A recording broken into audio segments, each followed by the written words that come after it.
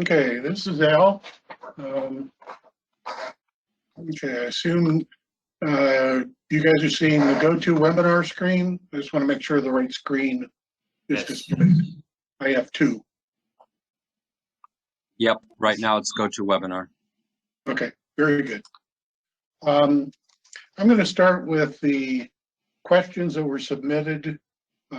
We surveyed and asked for input.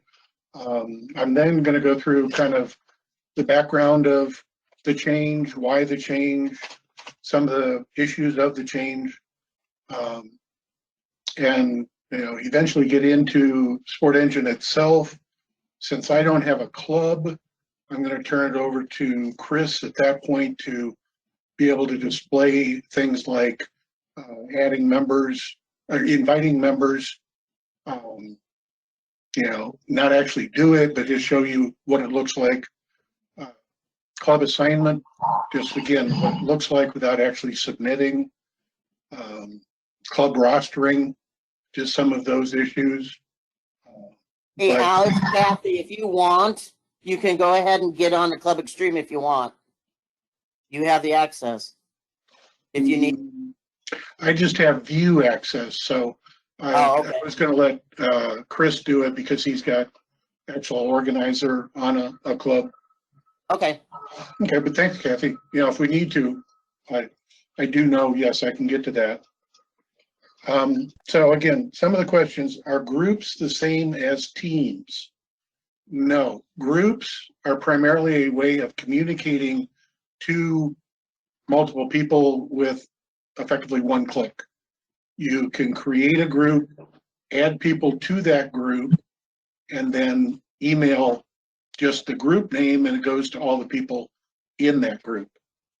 Now, a roster team, roster is something you build with players and build a group of those same people. So if you want to build a group called 12 Purple, you can, but you still have to build a team roster for 12 Purple. So just be aware, it's two separate functions. One is primarily for email functionality. One is for actually, creating a team that is then going to be processed or synced with AES. Can a club director delete a member if they ended up with the wrong invite? So club director put in email address xyz@gmail.com, finds out it should have been abc@gmail.com. As long as that account, that invitation has not purchased a membership or done anything, yes, the club director will see an option for deleting that invited individual. But once something takes place, then they can no longer delete anybody that's in the directory. Do we import into AES from Sports Engine? Yes. In the club director, club administrator manual, page 16 starts that process of syncing your AES club account with your Sports Engine SE club account, so that as you enter rosters in Sports Engine, that same roster will become your default roster in AES. So again, it just updates the default roster. You then will, as you register for a tournament in AES, you can copy your default AES roster to that tournament roster and make any changes. Because at a particular tournament, Susie may go to this tournament and Jane is going to a different, one of the other tournaments. So you can modify your AES tournament roster for each event, but your default roster will be synced with Sports Engine. So again, you just make updates to your Sports Engine roster and your default roster in AES will match it. One question was, why the two steps, the invite and the club assignment? All I can say, that's the way Sport Engine developed it. It does seem clumsy and it's confusing. I agree. But that's just the process. I've got, no control over that, or, is it going to change? That is their process for handling the clubs.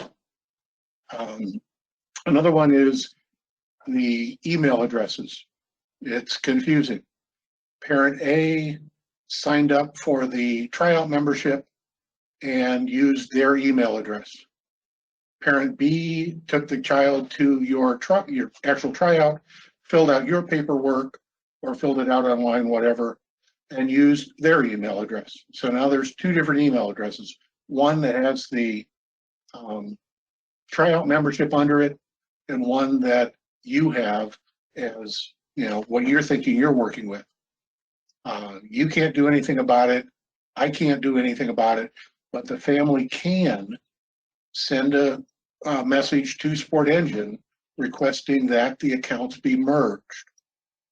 So, that's in the Sport Engine FAQ for parents and directors. It's on the OVR homepage. You see it there in pink and black. One of the items in there is how do they merge their two household accounts if they've done that. So you can point them to that.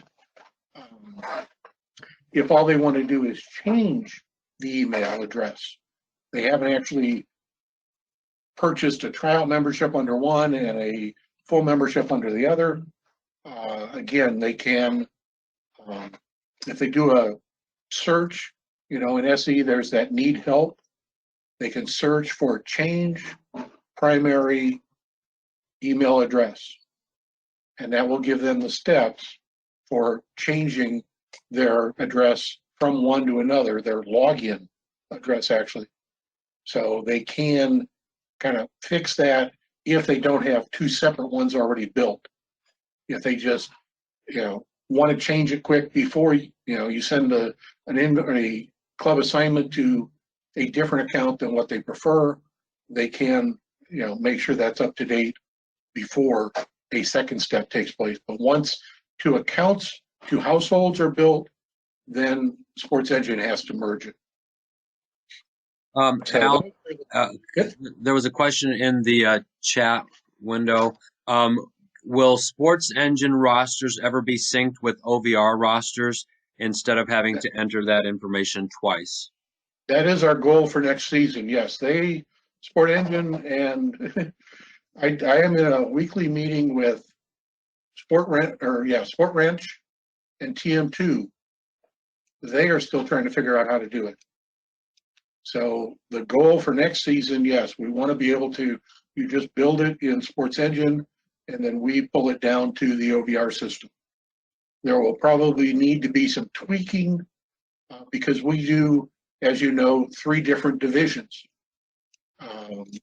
That isn't really offered in Sport Engine. So we may have to ask some questions as you may send us the data and have to include things like, this is an American team, this is a regional team, this is a national team, so that we can build it in the proper division, or maybe do that after the fact. Again, that's our process for next year, is to get that up and running. Because we don't want you having to build it more than one time if possible. Okay, I'm going to head to the club director registration page. So if you're not extremely familiar with this, notice you go to juniors, don't click, come down to club directors and don't click. This side menu has a lot of information in it. So what you want may be right here. There is additional, if you click on registration packet, there is additional information. So this is where you need to be very familiar. One question that Steve Donahue and I get a lot is, how do I get a copy of insurance? Certificate of insurance. Well, right here it is on this club director registration page. So most of what you need is here, including things like the age definition, both the USA pure definition as well as the OVR with grade level options. So you can look at this, and if you know what birth date your player has, you can decide what do they fit. You know, are they age legal or are they potentially grade level legal, in which case you'd have to put them on an American or regional team. So we try to have as much here as possible so that you can, you know, be self-sufficient. What I'm going to go into first is the resources. I think that was actually,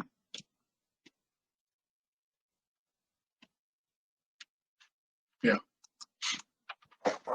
Okay, this was the initial synopsis that I sent out way back August, September.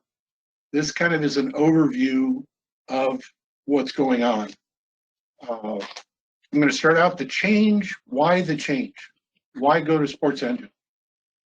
Any corporation with a large financial obligation, when that contract comes up for renewal, tends to go out for a request for proposal, an RFP.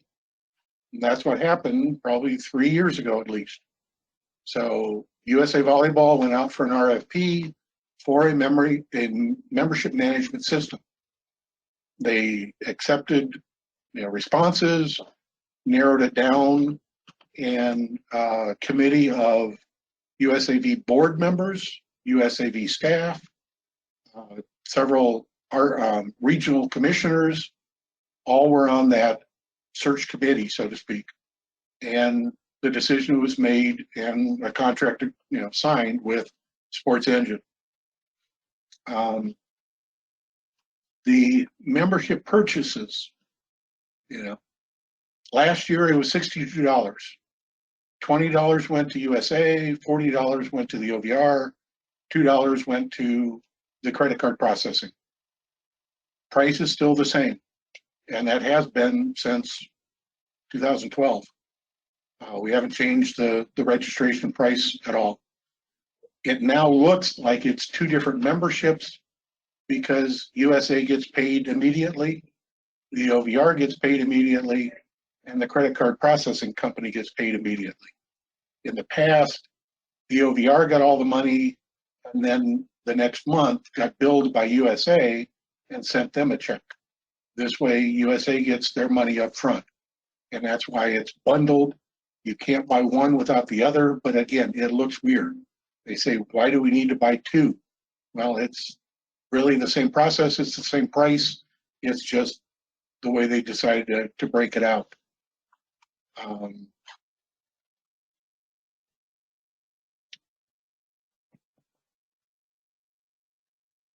The important thing with the purchases is, as you have found out, the email address. Yeah, we stressed that the family, parent, guardian email address must be the primary address. And that needs to be, you know, sent to you so that you know who you're communicating with, and then it goes to the right place. Honestly, one of the oddities is Sport Engine allows anybody 13 or older to create an account. And that's why we're having the issue with parents ending up with a tryout membership, because it starts out, and again, for years and years, the player was the member. So I understand the parent expects, okay, I'm going to put in the player's name, player's birth date. Well, you only get so far before it says, oh, this has to be an adult. So they back up and change it to their name and their birth date, and then go forward again and end up buying the membership for themselves. It's clumsy, I agree. You know, the instructions are pretty clear that if they take the time to read the instructions, it says parent or guardian must create the household account. And quite honestly, you know, 97% are successful. It's the 3% that end up with the account in their own name. And that's 600 or 700 accounts. So I've been canceling accounts and refunding them for weeks and weeks and months. So hopefully next year, these accounts will have been created and it'll be more familiar for the parents then. And hopefully by that time, Sport Engine may have some more hooks in the system to keep them on the yellow brick road so they don't end up, you know, with the wrong account. Club selection, if you remember with WebPoint, the family picked the club. It was a one click, they picked the club, they were done. And then immediately you saw them in your membership list.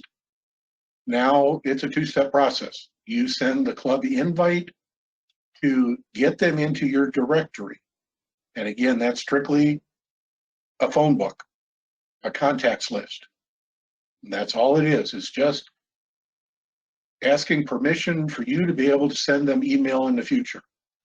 And they stay in your directory. You know, they don't disappear. They're there forever. The second step, the club assignment, and like I said, we'll look at that on an actual web page. That is done every year. And because players move from one club to another between the year, that has to be done every year. Just like in WebPoint, the picking the club was done every year. Even if they were going to stay with you, they still had to pick the club. You as a club director had to pick your club. So it's the same process. It just is a little more bulky because you have to email them to accept that they become part of your club. Data migration, along with the membership. Al, real quick before you move on to data migration, I just want to share Dave Wotroba's comment. With regard to that, has there been any discussion or that you're aware of that process will be changed from 2 steps back, or I say back to one, referencing WebPoint? But is there any possibility that Sports Engine may look at doing that in the future that you are aware of? Nothing I'm aware of. We are in constant committee meetings with Sport Engine, and that is definitely one of the pain points. You know, it needs to be cleaned up somehow. But again, this is Sport Engine's product that they use for all of their sports. This is not USA Volleyball's product. This is Sport Engine. So they use the same process for football, softball, etc. So any change that we ask affects their entire platform.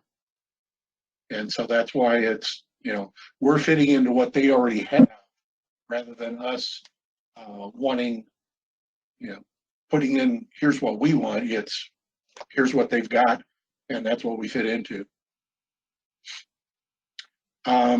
With memberships, as an individual buys a membership, whether it's an adult, the junior, they are given what we call a 4 million number. It starts with 4 and then has 3 digits following it. So it's 4 million something. That is a default placeholder to begin with. So, you know, both your coaches and your players, they sign up, pay for a membership, and right away they get a receipt with that 4 million number on it. They print it and they keep it. Unfortunately, within the next hour or so, Sport Engine goes through and runs a program in the background looking for people who had a WebPoint account previously. If they find some match, and they're matching on first name, last name, birth date, zip code. If they find an exact match, they will then take their old WebPoint number and replace the 4 million number with that WebPoint number. So it will change from 4 something to maybe 3 something, 2 something, 1 something. So if your coaches and players printed it really quick, they may end up with a bad number on their receipt. So that's why, as we get into building the roster, we'll show you how to look at what the numbers are now, not what they may have been when the person first registered. So I know I looked up 3 coaches this afternoon where they were all 4 million numbers, but they really had a correct web point number. Reason for that is that's how they now pick. Sport Engine now gets that coach's impact information, potentially background screening information, and potentially safe sport information from last year. So otherwise, if it stays a 4 million number, it's a clean slate, we know nothing. So it only helps if it's a complete match. Again, Jenny versus Jennifer is not going to be a match. That person is going to lose their impact, their background screening, because it isn't going to find them. If you run into that, you will send me the person's name. If you know what their old web point number was, their 7-digit number, I don't need the OV and the FR13 or whatever at the end. I just need that 7-digit. I can probably go in and force it to merge against last year, given that 7-digit number. So there is some hope, but we need to work with the 7-digit web point number from last year. Technology and AES integration. I already mentioned that, yes, you can sync your Sports Engine roster with your AES club, and it automatically will update whenever you make changes to the Sports Engine. Safe sport training, other eligibility like impact and background screening. In the past, I could every morning download any new safe sport from the previous day, any new impact from the previous day, any new background screening from the previous day. Right now, I don't have that functionality. That was left out of their contract negotiation. I am in, again, weekly meetings pursuing that. I'm being told first quarter, which is January, February, March. In the meantime, USA has promised me a background screening file up to date, as of, he said tomorrow. Whether I get it tomorrow or not, I'll be happy to get it as quickly as I can. We will then upload that into our system and have all the background screening to date of that. The next day it's going to be out of date because somebody else will get a background screening and I can't see it. All I can do is on a member by member basis, look it up in their credentials. Safe Sport, what we've done is implemented a self-reporting process. I've sent it to you. I've also, on every Monday, I am sending out to officials that are requiring Safe Sport and coaches that are requiring Safe Sport. We're going to be modifying that soon so that it will go to anyone 18 or over and tell them they need a Safe Sport, because your 18-year-old players need it too. Your 18-year-old coaches, while they're in the coaching area. So we're working on modifying that process. So, again, on Monday morning, I'll send out to all 18 or older that don't have Safe Sport that they need to get it, and the process for getting it and reporting it. Impact, I actually can do on a daily basis. I go in every morning and pull yesterday's impact certifications and add those by hand. So that's the one of the 3 that I can actually handle.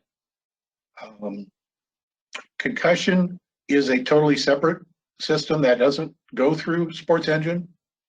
They have to still go through, we recommend NFHS, but the self-reporting process can still be done by them for their safe sport or concussion.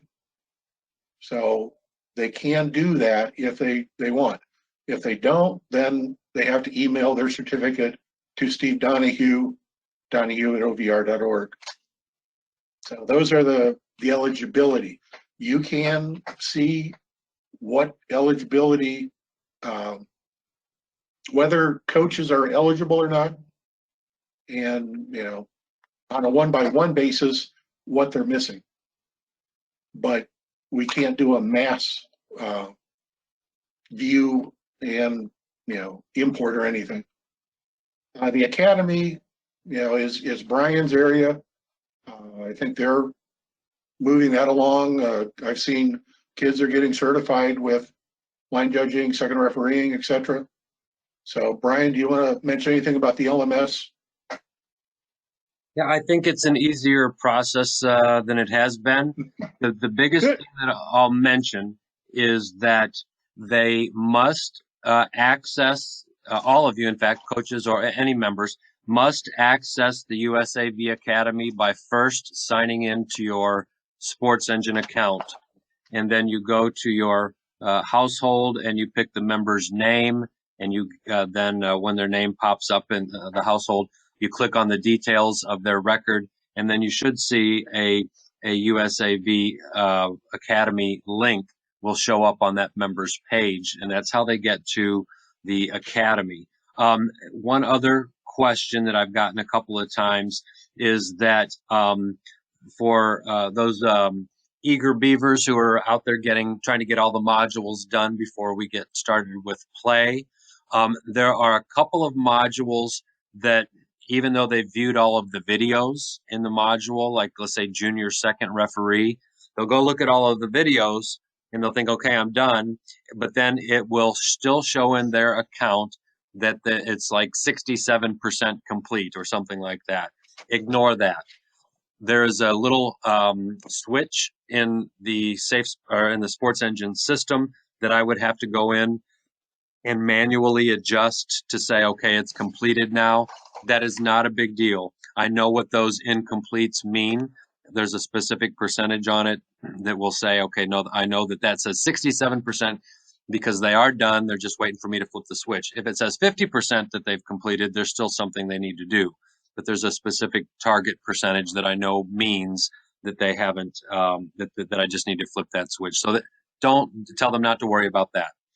Once they've done the modules, the next step is to get out on the courts and work with the referees and get some feedback and evaluation that way. So aside from that, I think that the overall process is good. And for those of you, I've had coaches ask if they can go look at some of the modules as a refresher. The answer is yes.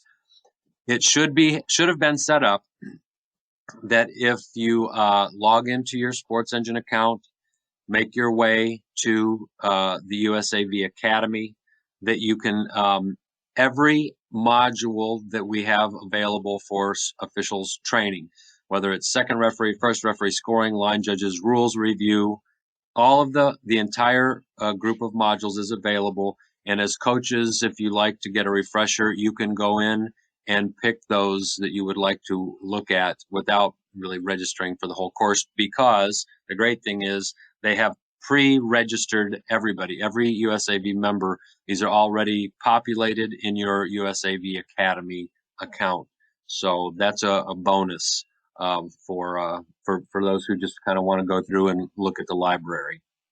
If there are questions, you can shout out to me about the USAV Academy, but I think it's a smoother process than it has been. The old one was not exactly user friendly. This one has a bit to be desired at times too, but it is better. So thanks, Al. Okay. Administrators, if you remember, again, in the past, you would have to send me a note if you wanted one of your assistant directors to have administrative access. Now you can do it yourself. As the club director, you can take any of your people that are in your directory and add that role. And there are several different roles. There's organization role, which is high powered. That lets them into your financials and everything if you have financials. That's the powerful end. Your coaches you may want to have only at a view level so that they can see things but not necessarily make changes. So take a look at, we'll kind of go through a little bit, but that is a functionality that you control now. You'll find that the controls are more diverse, whereas a region, I had a lot of things I could do. I can't see your directory. I can't do anything in your directory at all. That's yours. I can only see memberships that have been purchased. So if you're having an issue with helping somebody get purchasing a membership, I can't see it until it's actually completed. It doesn't mean I can't help, but just be aware that my visibility or view of the world has been narrowed quite a bit. Member directory already kind of talked about. Here's other links. I will mention there are 2 levels of Sport Engine HQs, they call them, headquarters. You by default get the free HQ. If you already have purchased Sport Engine as your club website, you are considered the premium HQ. And so you need to be aware that processing is different between the premium HQ and the free HQ. When I looked, I don't know, 6 months ago, I would say about 10% of you have Sport Engine as your website. So if you do, make sure you're reading the premium HQ guide, not the default HQ guide, because there, I think you can build your team on your club website and then download it into the Sport Engine roster. So just be aware there's a dramatic difference on how you process your roster if you have Sport Engine as your premium or as your club website. So just be aware this is available on the club director menu. So if you need to refer back to it, please do so.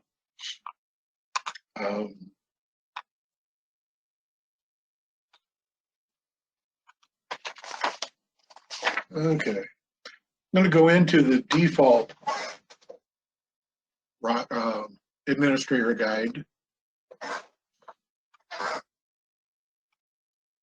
Hopefully this is as tattered and bent and dog-eared as my copy is, but this is, I would say, decent documentation. I mean, WebPoint, you had no documentation. At least this, they give you screenshots and, walkthroughs. So we've talked about these things. Governing season. I kind of touched on that with the memberships. Memberships are good for a season. So a governing season is that season. That's why, like I said, next year you'll have to send club assignments again, because that will commit them to your club for that season. Just so you understand the difference there. The directory stays permanently. The memberships are renewed every year, just like WebPoint was. Eligibilities, if you're not familiar, background screenings are good for 2 years, but they are now processing the in-between year. They're not charging you, but they are processing a background screen in the in-between year. So if you have done something in between, whereas before it only caught you every 2 years, now they may find something that disqualifies you during that off year. So just be aware that it's being looked at more rigorously than it had been before. And I do need to bring that up with WebPoint and membership registration. You were prompted immediately to put in your social number if you needed a background screening. and you paid for it right then and there. It was part of the same process. Now, because again, they separated out the payments, you have to do a second step to go back in and request a background screening. When you finish your membership registration, you get an email that says actions required, and it lists what credentials you need. If you need impact for that particular membership, the membership is coaching, for instance. If you don't have impact, it will give you a link that says, here's how you go get impact. If you need background screening this year, it will give you a link how to get to that background screening link to put in your social number. And unfortunately, you have to put in all of your information, name, legal name, address, etc., because it's a second process. It is going directly to the screening company. It is not part of Sport Engine's process. They take you directly to NCSI, and you fill out their form and put in your social number, because Sport Engine doesn't want that information. So just be aware, it doesn't prompt you. All of us were trained and so familiar that if we didn't get prompted, oh, good, we're good for another year.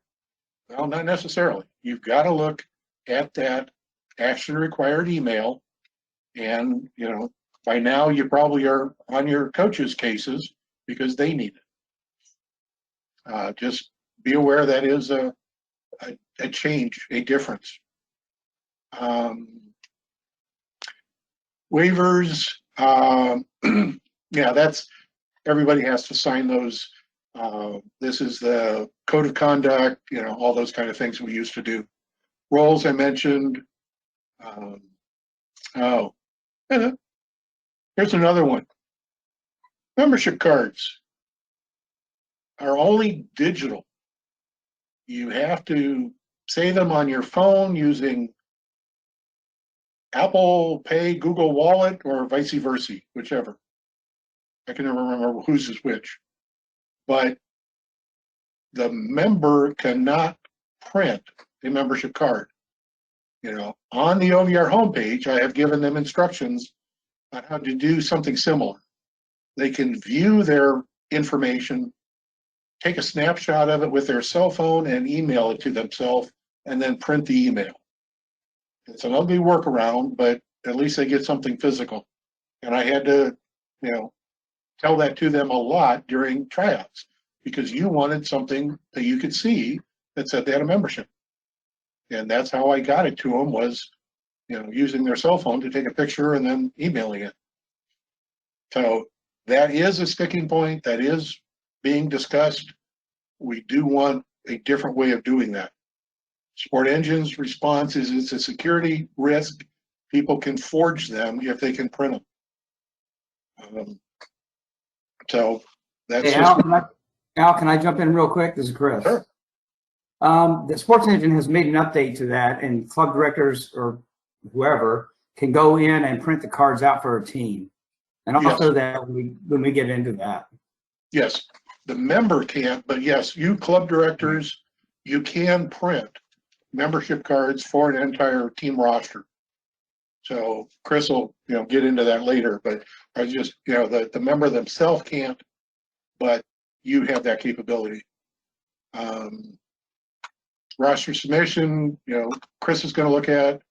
Link membership, I already mentioned, that's the USA and everything.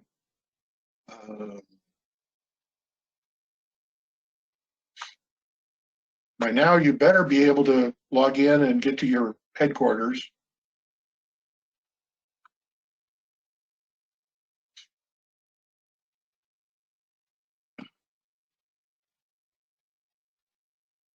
Okay.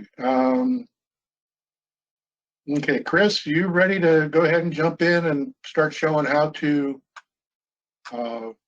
add people to a directory? Sure.